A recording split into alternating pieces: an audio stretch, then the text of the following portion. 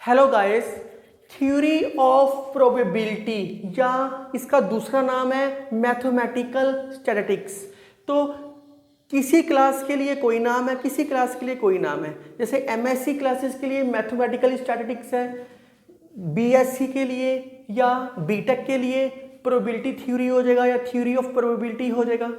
तो बेसिकली जो ये चैप्टर है, ये आप ये मत समझना कि ये +1 +2 जैसी प्रोबेबिलिटी आसान है। हाँ, +2 की प्रोबेबिलिटी को साथ लेके चलेगा ये। तो ये टॉपिक जितना भी मैं सिलेबस लिखवाऊंगा आपको, ये बीएससी ऑनर्स का सिलेबस है या बीए बीएससी का होएगा, एमएससी का होएगा, इंजीनियरिंग क्लासेस का होएगा, बीटेक मतलब कि बीटेक का होएगा। तो ये एंचुरियन साइंस भी इसके अंदर है। तो किसी भी क्लास के लिए मैं आपको फुल फ्लेज सिलेबस करवाऊंगा। आपने इसके अंदर से जो जो टॉपिक्स आपके सिलेबस में है, आपने उतने टॉपिक्स करने हैं सिर्फ। तो मैंने बेसिकली क्या किया है, इस पूरे की पूरी बुक को मैंने 6 पार्ट्स में डिवाइड किया है, 6 यूनिट्स में डिवाइड किया है, या आप इसको ऐसे समझ लो मैंने सिस्टमैटिकली डिवाइड किया है। आपको जो सा टॉपिक जिस पार्ट का चाहिए आप उस वीडियो को देख सकते हो। फॉर एग्जाम्पल मैंने इसको जो 6 पार्ट्स में डिवाइड किया है, इंडेक्स का मतलब होता है कि पूरा का पूरा सिलेबस क्या है एक्चुअली में। किसी भी क्लास का सिलेबस हो, एक्चुअली में क्या सिलेबस है, ए पार्ट। सबसे पहले मैंने इसको नोशन ऑफ प्रोबेबिलिटी दिया, नोशन ऑफ प्रोबेबिलिटी। सेकंड में मैंने इसको दिया random variable and probability distribution. Notion का मतलब होता है धारणा, विचार। नोशन का मतलब होता है विचार या धारणा। डिस्क्रीट रैंडम वेरिएबल, कई बार टीचर्स इसको बोल देते हैं discrete probability distribution. Random variable और डिस्ट्रीब्यूशन। रैंडम वेरिएबल आप +2 में पढ़ के आए हो। रैंडम वेरिएबल क्या होता है, एक्सपेरिमेंट्स होते हैं। और डिस्ट्रीब्यूशन भी पढ़ के आए हो, प्रोबेबिलिटी डिस्ट्रीब्यूशन का टेबल बना के आए हो। मींस जब हम रैंडम वेरिएबल के अंदर जो पैरामीटर होते हैं वो डिस्ट्रीब्यूशन बना देते हैं। तो कई बुक्स में रैंडम वेरिएबल लिख देते हैं, कई बुक्स में प्रोबेबिलिटी डिस्ट्रीब्यूशन लिख देते हैं। कहानी वही है सारी। फोर्थ टॉपिक है कंटिन्यूअस रैंडम वेरिएबल्स या continuous probability distribution. Fifth topic जो डिवाइड किया है बाईवेरिएट रैंडम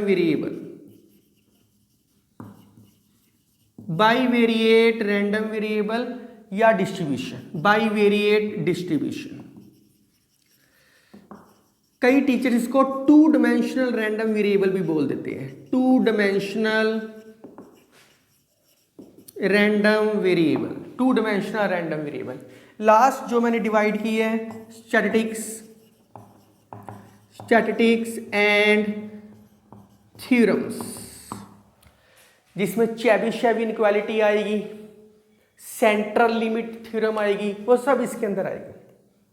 तो टॉपिक्स मैंने इसको जितने इंडेक्स के हैं मैंने इसको 6 पार्ट्स में डिवाइड कर दिया। तो जो टॉपिक आपको चाहिए आप उस टॉपिक के सब टॉपिक्स कर सकते हो। अब आपके दिमाग में आएगा कि सर ये आपने 6 पार्ट्स में डिवाइड कर दिया, इसके अंदर टॉपिक्स कौन कौन से हैं। वैसे तो जो मैं जितनी वीडियो बनाऊंगा, जैसे सपोज कर लो इस ए टॉपिक के अंदर 6 टॉपिक्स है, सपोज कर लो 6 सब टॉपिक्स है, तो मैं 6 वीडियोस बनाऊंगा। एक टॉपिक की एक वीडियो अगर आपके सिलेबस में है तो वो वीडियो कर लो, नहीं तो वो स्किप मार दो। तो इन 6 टॉपिक्स के अंदर इसको आप ऐसे करो, नाम ही लिख लो A बी सी डी, इन 6 के 6 टॉपिक्स के अंदर जितने सब टॉपिक्स हैं मैं आपको लिखवा रहा हूं, आप अपने सिलेबस से मैच करके डायरेक्ट वो वीडियो देख सकते हो। ये एक इंट्रोडक्शन वीडियो है, इंट्रोडक्शन क्लास है कि आपको पता होना चाहिए कि आपके सिलेबस के अंदर कौन कौन सी वीडियो है और कौन कौन से टॉपिक करने हैं। बेसिकली मैं हर चीज कवर कर रहा हूं। अगर फिर भी आपको लगे कि सर ये टॉपिक पेंडिंग रह गया तो आप मुझे कमेंट कर सकते हो, मैं उसके ऊपर अलग से वीडियो बना लूंगा। तो मैं अब इन सारों का सिलेबस लिखा हुआ आ रहा हूं ABCDEF का कि इन टॉपिक्स के कितने कितने पार्ट्स बनने हैं। तो राइट डाउन प्लीज।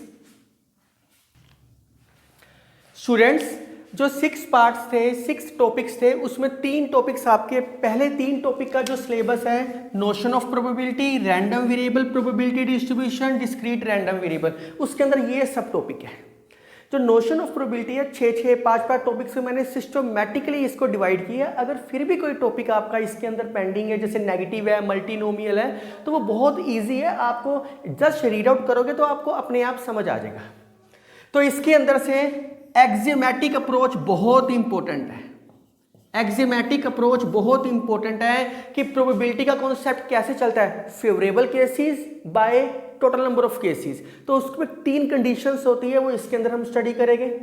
उसके बाद बुलियन इनइक्वालिटी इंपॉर्टेंट है, किसी भी बीएससी के लिए या इंजीनियरिंग के लिए हो सकता है कि बुलियन इनइक्वालिटी अलग से डिसाइड हो। कंडीशनल और बेस आप बेसिकली +2 के अंदर करके आए हो, ये मैं मुझे बताने की जरूरत नहीं है। डेफिनेशन तो मैं डेफिनेशंस भी ये सारी करके आए हो, पर ये मैं इस करके बताऊंगा ताकि आपका कॉन्सेप्ट रिव्यू हो जाए। तो ये दोनों टॉपिक्स आप +2 के अंदर करके आए हो। जिन बच्चों को +2 के नहीं याद, तो मेरी +2 की प्रोबेबिलिटी की वीडियो आप देख सकते हो, इजीली समझ आ जाएगा। ये आपके लिए नई चीज है और ये ही वेरी इंपॉर्टेंट है, वेरी वेरी इंपॉर्टेंट, कि सारी कहानी मूवमेंट से शुरू होगी। हर रिलेशन भी मूवमेंट से ही शुरू होता है, तो सारी कहानी मूवमेंट से शुरू होगी। मूवमेंट्स 2 तरीके के होते हैं, सेंट्रल मूवमेंट्स, रो मूवमेंट। तो उसके बाद स्क्यूनेस एंड कर्टसीज, कटोसीज नहीं बोलना इसको, कर्टसीज। तो ये भी बहुत इंपॉर्टेंट है, आसान है, कोई टफ नहीं है, बहुत इजी है। सेकंड, आपके अंदर जो जो टॉपिक्स है मैं हर पार्ट की एक वीडियो बनाऊंगा, हर पार्ट की।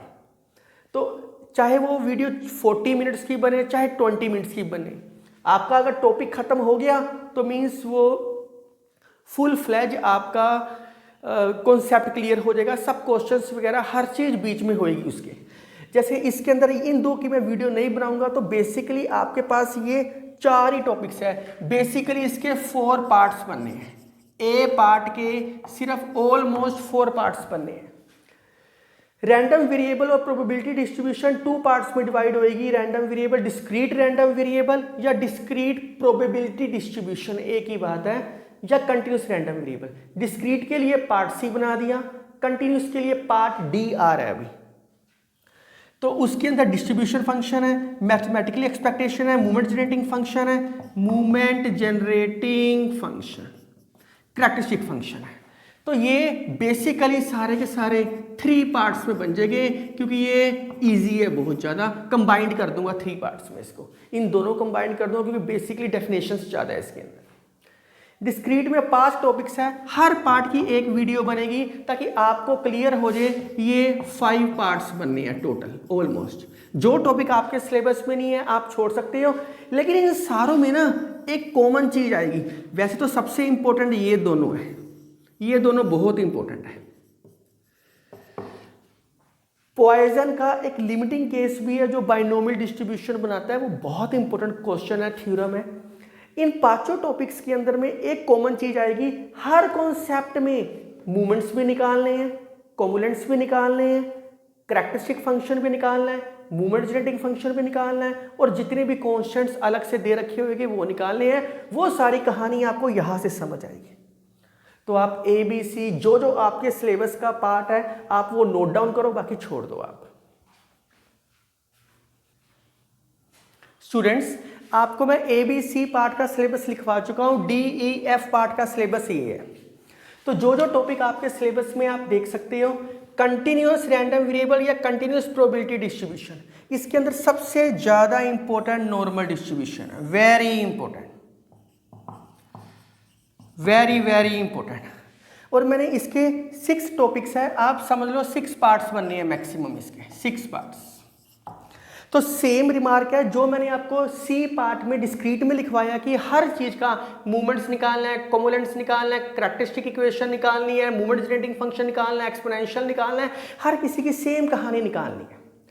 तो आप देखो कि सबसे पहले नोशन ऑफ प्रोबेबिलिटी आया, फिर आपको रैंडम वेरिएबल आई, डिस्क्रीट और कंटिन्यूस, फिर तीसरे पार्ट में डिस्क्रीट की कहानी आई, चौथे पार्ट में कंटिन्यूस की आई, पांचवें पार्ट में ज्वाइंट आ गया। तो इसका एक नाम और ये बोल देते हैं 2 dimensional random variable, 2 dimensional random variable. तो 2 डायमेंशन का मतलब है जिसमें 2 टर्म आ रहे हैं, X Y, joint, marginal, conditional, conditional expectation और इंडिपेंडेंट, वेरी इंपॉर्टेंट।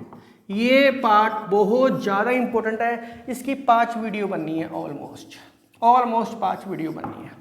तो ज्वाइंट का भी डिस्क्रीट केस आएगा, कंटिन्यूस आएगा, मार्जिनल का भी डिस्क्रीट केस आएगा, कंटिन्यूस आएगा। ये आपको तब समझ आएगा जब 3rd और 4th पार्ट सिस्टमैटिकली आता होगा, क्योंकि मैंने इसको डिवाइड ही सिस्टमैटिकली किया है, पहले डिस्क्रीट, फिर कंटिन्यूस, फिर डिस्क्रीट कंटिन्यूस इकट्ठा।